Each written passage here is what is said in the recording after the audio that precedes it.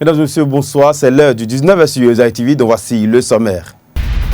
Dans ce journal, on parlera de la découverte d'un corps abandonné dans le quartier abattoir à Cotonou. L'opération de libération des espaces publics continue à Cotonou. Les habitants du 10e arrondissement ont reçu la visite des bulldozers. Et pour finir, on suivra les informations hors de nos frontières. À nouveau, bonsoir. Un drame s'est produit dans la nuit d'hier à ce matin à Cotonou, dans le 1er arrondissement. Une dame retrouvée morte dans le quartier abattoir d'Akpakpa. Selon les informations recueillies sur les lieux, elle a été dépossédée de ses organes génitaux. Il faut noter que la victime est une malade mentale. On écoute à présent le chef du 1er arrondissement de Cotonou et le commissaire de police Mathias Agbotan. C'est une dame dont on a fracassé le visage ou bien la tête. Je ne sais pas, le médecin légiste qui est passé tout à l'heure. Il n'a pas trop parlé, mais il a reconnu qu'on lui a fracassé la tête puisqu'elle continue de saigner tant par le nez que par la bouche. Mais là où c'est plus crapuleux, c'est qu'on a ouvert, qu'on appelle son sexe. On a découpé l'os pelvien. Vous voyez, et puis ça a été très bien fait avec un couteau de boucher. Donc, et apparemment, ça n'a pas été fait là, puisque, bon, c'est vrai, elle continue de saigner, mais si ça avait été fait là, elle serait dans une mare de sang, ce qu'on ne remarque pas. Donc, c'est que ça a été fait pas très loin de là et on est venu la déposer. Et vous voyez, c'est une voie très passante. C'est une voie très passante avec un night club à côté qui est animé jusqu'au matin. Comment est-ce que ça a pu être fait? C'est dommage. C'est vraiment dommage. Et tel que ça s'est passé, c'est d'une manière douce. D'une manière douce. On n'a pas tiré sur elle. Et elle est une personne vulnérable parce qu'elle ne posséderait pas tous ses sens. Elle est une personne vulnérable, donc les gens pourraient l'atteindre facilement. Mais on ne peut pas être à la porte de chacun pour voir ce qui se passe. Et la police est bien présente dans la ville et on a vite été alerté pour venir sur le terrain. On fera l'enquête, le médecin légiste a déjà fait son constat. Je pense que tout va bien se passer, mais c'est pitoyable. Et effectivement, tel que le CA l'a dit, il faut que les parents prennent un peu soin des malades mentaux. Il ne faut pas qu'on les laisse trop en divagation, surtout celle-là, il paraît qu'elle n'est pas dans un état trop avancé de démence, parce qu'elle est apparemment propre. Les gens pourraient la maintenir à la maison, au lieu de la laisser divaguer, se promener dans la ville la nuit. C'est l'appel que j'ai à lancer. On suit à présent les impressions de quelques riverains suite à ce drame. Vraiment, cet acte-là, c'est vraiment lamentable. On ne souhaite pas que ça revienne encore. Et il faudrait que les forces de l'ordre fassent leur travail.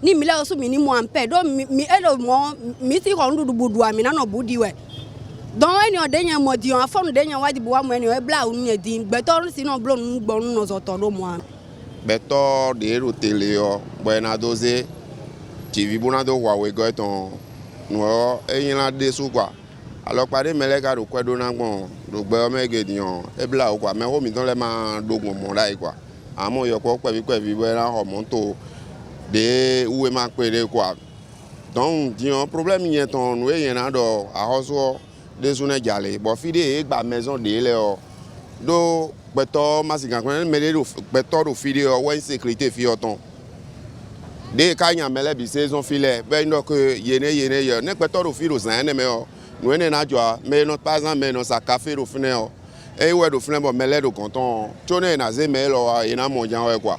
Donc, il y a à partir de 3 h du matin.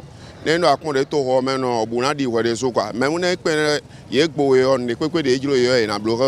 sans ces coups quoi.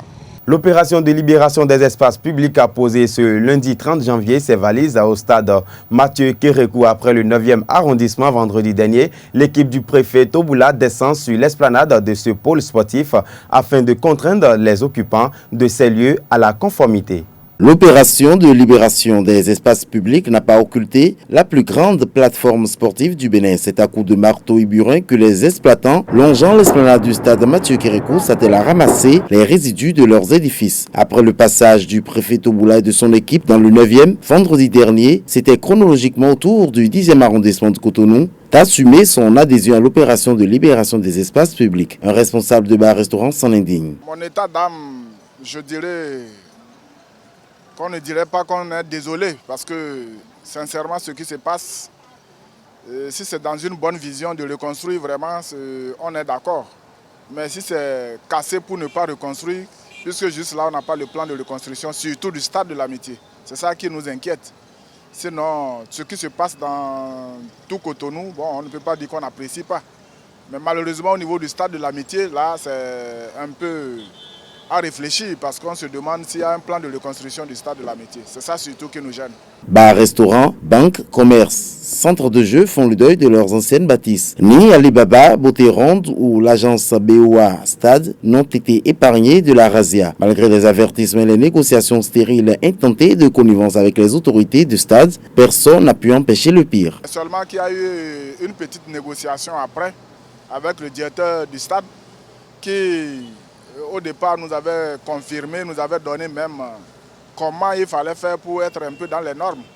Mais à notre surprise, malgré qu'on avait eu à démolir les parties qu'on nous a indiquées, ils sont revenus tout casser. C'est vraiment un peu... C'est beaucoup d'argent qu'on a investi. Ça a été recassé. On attend voir ce qui va se faire. Sinon, nous sommes partants pour ce qui se passe. Mais si ce n'est pas dans une bonne vision, bon, vraiment, si ce n'est pas pour reconstruire, ça c'est le gros investissement qu'on vient de perdre et vraiment ce ne serait pas un peu... C'est gênant quand même. L'opération de libération des espaces publics se poursuit. Les occupants de ces lieux constateront de lourdes pertes. L'attrayance ne sera plus d'un temps. Mais tant que force reste à la loi, nul ne se mettra au-dessus d'elle. L'interdiction de manifestation de foi sur les voies publiques continue de faire couler encre et salive pour l'imam Moutawakil Boukari. Cette décision gouvernementale est de portée ludique car si le gouvernement a vraiment à cœur l'aspect attractif de nos villes et communes, il faudrait partir de l'assainissement des rues vers les axes principaux. On l'écoute pour plus d'explications. Nous, quand nos mosquées sont pleines, on ne peut pas prier dans l'air. Donc, quand on dit espace public, c'est pour tout le monde. Le moment où nous prions, là, nous l'occupons. C'est comme ça, un jour, quand d'autres ont besoin de quelque chose, ils peuvent l'occuper pour quelque temps. Mais qu'est-ce qui gêne? Si je me suis demandé, il y a quelque chose que je me demande dans la tête. Je crois que le gouvernement Talon n'a pas encore su situer son programme de gouvernance. Donc il faut nous faire amuser avec des petites choses là. Sinon moi j'appelle ça des petites choses qui n'ont rien à faire. Rien. Pour prier hors de nous, pour combien de secondes les vendredis? Qu'est-ce qu'elle est? Je ne sais pas. Alors que nos vents sont sales. Nos vents, quand tu rentres dans un vent, ce sont vos véhicules qu'on casse, les pneus se cassent. Et quand le temps de la pluie vient encore, on voit ce qu'on voit. Tombola n'a pas vu ça. Ce sont les choses simples là. Non, il ne faut pas qu'ils s'amusent avec le peuple. Et le jour de la pluie, nos parents qui restent dans l'eau comme des poissons, ils ne pensent pas à ça dès maintenant. Il faut voir vos choses, comment on appelle, là où les eaux coulent en ville. Il faut voir comment c'est sale. Mais ce Tombola n'a pas vu ça. Ça sent. Non. S'ils n'ont rien à faire, Ils n'ont qu'à attendre. Mais il ne faut pas qu'on nous fasse abuser. On nous fait abuser. Quand il a un problème, quand il a on dit, oh, dignitaire religieux, roi, priez, priez. Nous sommes là pour prier. À notre tour, qu'est-ce que vous nous donnez? Vous nous donnez de ne pas faire nos prières. De ne pas utiliser une petite portion pour faire la prière de 15 minutes. C'est pour lui la terre. Le Bénin, c'est pour nous tous. Et il n'a qu'à de talons jusqu'à Tombola. Donc, quand ça va que les présidents ont passé, les colons étaient là. Ils nous accompagnaient, les colons accompagnaient les musulmans dans les mosquées, dans les lieux publics. Le lapin est un gibier traditionnel classé en cuisine avec les volailles. Son élevage préoccupe plus d'un et a un processus bien défini. Comment les entretenir et comment peut-on les commercialiser? Élément de réponse dans ce reportage. Le mammifère, caractérisé par de longues oreilles encore appelé lapin, est une espèce d'animal qui peut être aussi élevé à la maison comme bon nombre d'animaux. C'est le cas de cet éleveur qui, passionné de son métier, met tout en œuvre afin de réussir cette œuvre. J'ai fait le recensement hier pour pouvoir faire la vaccination demain. J'ai 18 mâles. J'ai 100 femelles. J'ai 260 engraissés.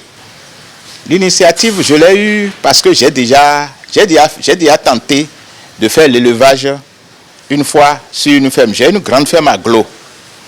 Et ce n'est pas tellement concluant. Ce n'est pas concluant parce que le suivi fait défaut quand vous n'êtes pas là. Parce que vous qui avez investi, vous cherchez un résultat. Mais vous ne pouvez pas travailler seul, vous travaillez avec des jeunes. Malheureusement, la plupart du temps, quand vous laissez toute la gestion à certains jeunes, ils en font ce qu'ils veulent de façon que vous n'avez pas les résultats.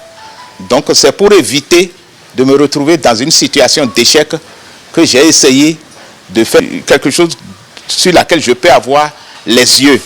Donc, j'ai essayé de monter quelque chose à la maison.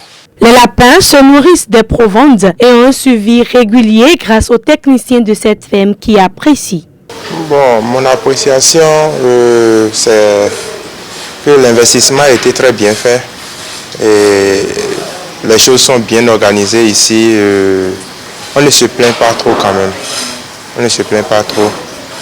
Le travail, on le fait suivant un calendrier qui est respecté, qui est suivi correctement. Donc ici, les choses se passent très bien. La difficulté, c'est concernant surtout les lapins eux-mêmes. Souvent, on rencontre des animaux qui sont difficiles à gérer.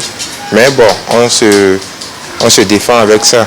Des animaux qui acceptent difficilement d'allaiter leurs petits, qui les laissent après la mise bas. Et bon, ce sont ces petits trucs qu'on rencontre ici. À part ça, tout va bien. Chaque lapin doit accoupler 8 lapines et celles-ci doivent mettre bas les lapereaux 32 jours après. Un long processus donc pour l'élevage de ces animaux. À cet effet, l'homme n'entend pas s'arrêter en si bon chemin.